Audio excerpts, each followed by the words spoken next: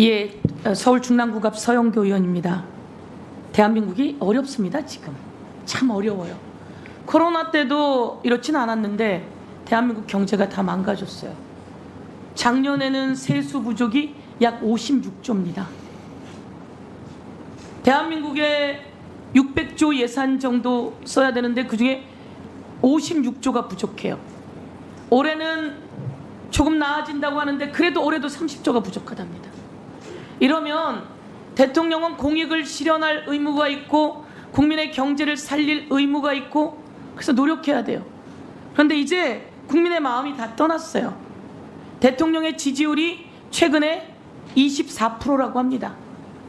민주화되고 난 이후에는 이렇게 정권이 제대로 이양되는 시기 이후에 최저치라고 합니다. 70대 어른들이 윤석열 대통령 지지가 훅 빠졌어요. 10%가 넘게. 왜 그런지 아세요? 의료 대란 때문입니다. 대한민국 국민의 생명을 지키고 안전을 지켜야 될 의무가 헌법에 있죠. 네. 대통령은 대한민국의 목숨을, 국민의 목숨을 지키고 생명을 지키고 안전을 지켜야 될 의무가 헌법에 있습니다. 그런데 의대생을 갑자기 2,000명을 늘리라고 하자 전공의들이 빠져나가게 되고 대란이 일어나게 되고 그리고 병원 가도 의사를 찾을 수 없게 되고, 이것은 대통령이 국민의 생명과 안전을 볼모로 삼아서 정책을 무대뽀로 밀어붙이는 상황이에요. 그래서 가장 위험하다고 느끼는 70대 어른들의 지지율이 훅 빠졌어요. 이런 상황 속에서 대통령이 국민의 생명과 안전을 지켜야 되는 헌법을 위반하고 있어요.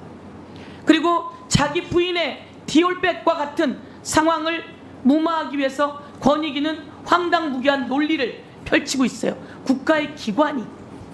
그리고 부인의 주가 조작을 막기 위해서 검찰들은 소환 한 번을 하고 있지 않아요.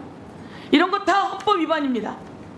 헌법 11조 내용이 뭡니까, 후보자님? 국민은 네, 말씀하시죠. 모든 국민은 법 앞에 평등하다입니다. 그렇습니다. 모든 국민은 법 앞에 평등하다. 피의자가 되고 범죄 혐의가 있어요. 검찰이 오라고 그러면 어떻게 해야 합니까? 적법한 소환장을 받으면 출석을 해야 할 것 같습니다. 적법한 소환장을 받으면 출석해야 합니다. 출석을 계속하지 않으면 어떻게 됩니까? 구인 등을 당할 수 있을 것 같습니다. 구인 등을 당할 수 있습니다. 그런데 대한민국에 검찰이 4년이 넘게 소환 한번 하지 않고 있다가 대통령 부인이 원하는 자리에 가서 핸드폰까지 반납하고 수사를 했다고 합니다.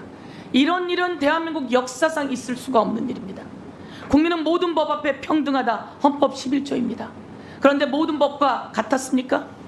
검찰총장이 이야기했습니다. 이원석.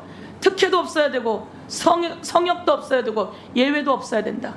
그런데 이번 김건희 황제 조사에는 그렇지 못했습니다. 사과합니다. 이렇게 이야기했습니다. 저는 대통령은 남달라야 된다고 생각합니다. 헌법재판관도 남달라야 합니다. 국회의원도 남달라야 합니다. 그런데 대통령이 돼서 무소불위의 권력을 누리면 안 된다. 그렇죠? 네, 무소불위의 권력을 누려서는 안 됩니다. 제가 한 말씀 드리겠습니다.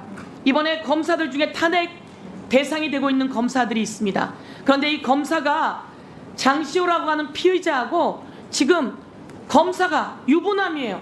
그런데 문자를 주고받았다며 장시호가 그 검사에게 오빠 이렇게 불렀대요.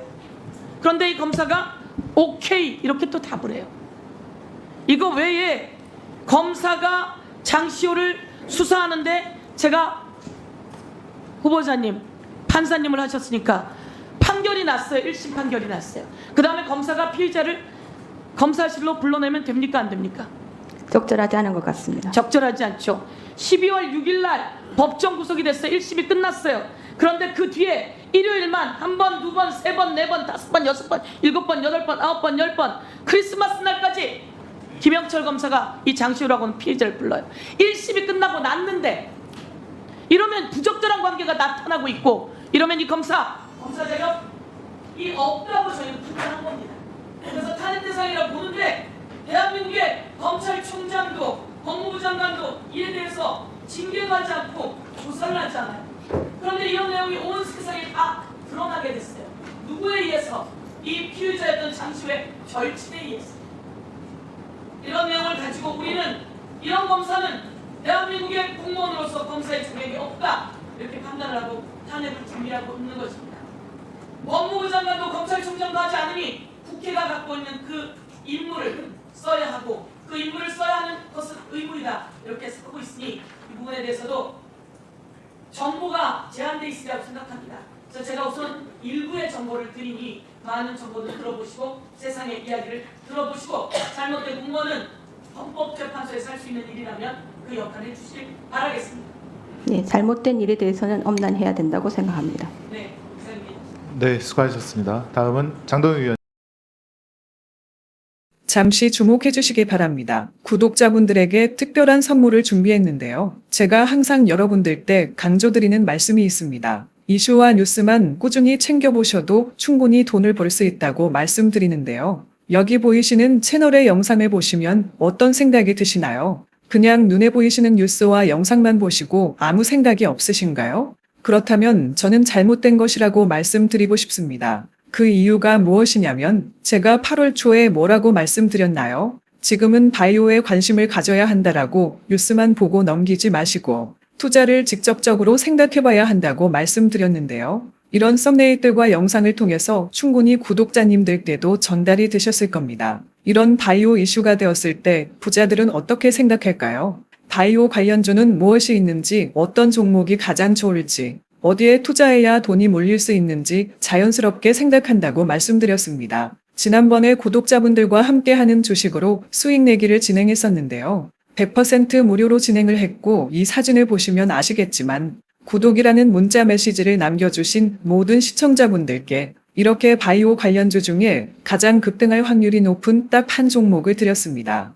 8월 13일에 오정바이오를 추천해 드렸습니다. 여기 나와 있는 사진을 보시면 정확히 얼마에 매수하고 어떤 종목을 사야 하는지 어느 지점에 팔아야 하는지 이런 부분들까지 여러분들에게 정확히 알려드렸는데요. 실제로 많은 분들께서 수입을 보셨습니다. 오른쪽을 보시면 아시겠지만 8월 13일에 오정바이오를 소개해드리고 나서 실제로 며칠이 지나지 않고 이렇게 주가가 상한가가 되었습니다. 당시에도 굉장히 많은 분들이 제가 드린 이 종목으로 수익을 내셨습니다. 지난번과 똑같이 구독이라는 문자를 보내주시면 이번에 이슈가 되고 있는 주식 중에 앞으로 대장주의 구실을 하면서 주가가 가장 크게 상승할 한 종목을 시청자분들에게 문자로 종목명과 사고자 하는 시점을 모두 알려드리겠습니다. 이 영상을 보시고 계시는 시청자분들 중에 종목이 궁금하다 하시는 분들은 남녀노소 시간대 상관없이 이렇게 상단에 번호를 항상 남겨놓고 있습니다. 전화번호 010-802-5235이 똑같이 무료 급등 주식 문자를 보내드리겠습니다. 돈을 받는 것도 아니고 투자를 대신해 드리는 것도 아니고 부담 없이 구독 문자 보내주시면 되십니다. 수익이 나신다면 구독과 좋아요 한 번씩 부탁드립니다.